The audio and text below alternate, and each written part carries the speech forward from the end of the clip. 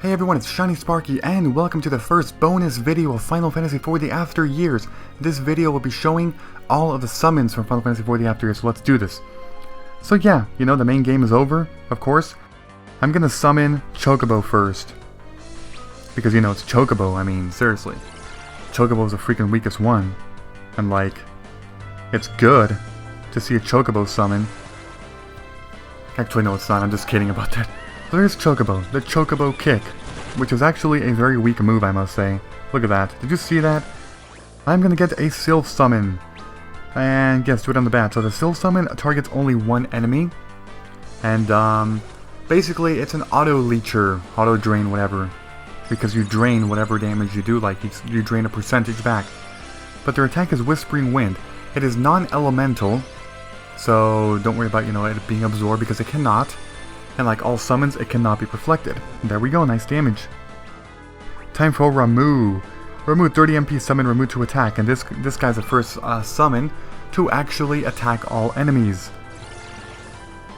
Now, the very strange thing about this game, like I said before in the normal Let's Play, is that Ramuh, Shiva, Titan, and Ifrit are all significantly nerfed in this game compared to Final Fantasy IV. I don't know why they did that, but the damage that they do is extremely low. Did you see that?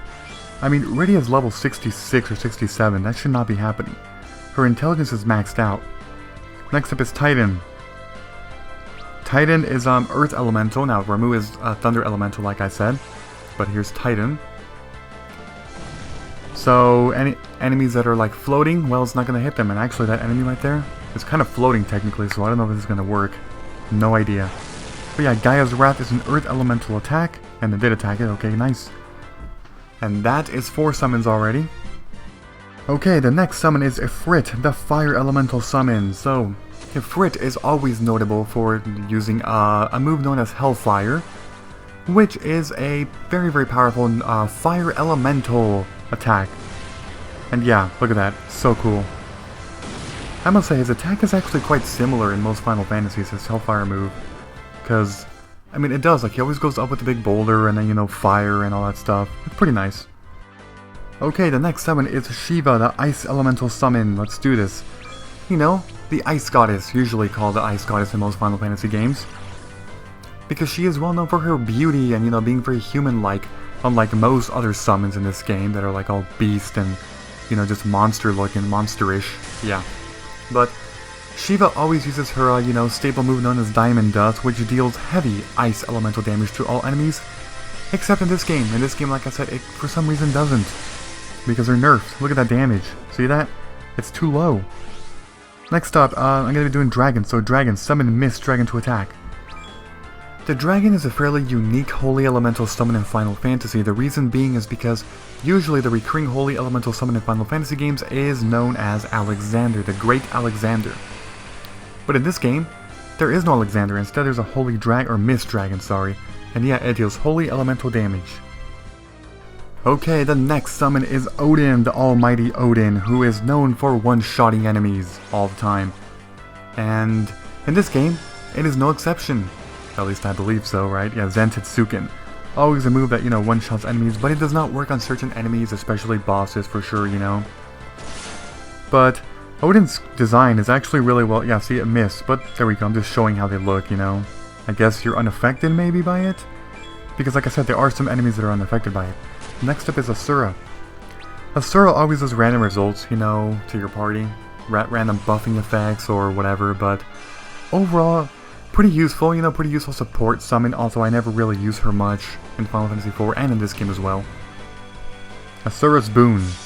Okay, let's see what I get this time. Miss? What? How do you miss? Okay, Asura, you suck. You freaking suck. Okay, the next summon. Leviathan. Leviathan is known as a very powerful Lord of the Sea, who uses, well, water elemental attacks. Usually Tidal Wave, and some games Tsunami, it depends, but it's always water elemental and it's always like a big freaking wave of water. But yeah. That's Leviathan, right here, and he's about to do 9999, I'm gonna guess. Because, you know, he's so powerful, yep. Freaking Odin and Asura missing. Leviathan shows you how it's done, people. Hell yeah. And now for the final summon of the game, there is the great Bahamut, the father of the Eidolons. So Bahamut is always known to be, well, the most powerful Eidolon / summon in most Final Fantasy games, although in the newer ones it's usually like the second strongest. But always strong nonetheless, always strong. In this game, Bahamut uses a signature move, Mega Flare, which does some massive non-elemental damage to all enemies. Stronger than Leviathan. It's easily gonna, yep, I knew it. It'll easily do 9999. And that is Bahamut. So, this is a rather short video, but hey, it's all the summons, you know, all in one, so I am done here. And well, that is the end of this video. So in the next video, I'm going to be showing all the bands in the game, and there are a ton. Who knows if I have to do it in 2 videos actually, and hopefully I can do it in 1, they'll make like a 30-minute video. So yeah, thank you for watching, goodbye everybody, and until next time.